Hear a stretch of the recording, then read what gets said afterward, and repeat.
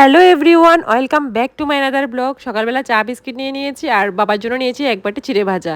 তো সকালবেলা চা না হলে কিন্তু আমার একদমই চলে না। আমি একবেলাই চা খাই সকালবেলা, আর বেশি চা খাই না কিন্তু। সকালবেলা চায় কিছুই খাই, চা না খেলে আমার এনার্জিটাই আসে না। তারপরে এখানে বর কাটছিল পনির, ছানার পনিরগুলো একদম কেজি হিসাবে বিক্রি করে ওদের এখানে।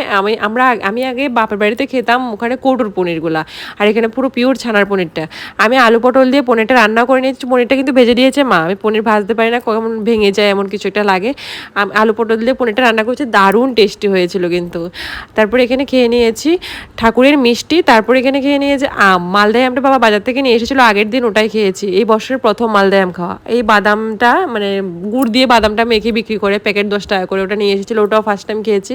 সন্ধ্যাবেলা বর নিয়ে এসেছিলো লোটে মাছের চপ। লোটে মাছের চপটা পুরোটা খাইনি কিন্তু, অর্ধেকটাই এক কামড়ে দিয়েছি, আর খাইনি। আমার ভালো লাগছিল না, একটু গন্ধ গন্ধ লাগছিল লোটে মাছের চপটা। লোটে মাছের একটু গন্ধ থাকে ওইটাই আর কি। তারপরে এখানে বর খাচ্ছিলো আবার মুড়ি চানাচুর, ওটাই আমি খেয়ে নিলাম। আমি ভাবলাম যে লোটে মাছের চপের থেকে মুড়ি চানাচুরটাই বেস্ট সন্ধ্যাবেলায়।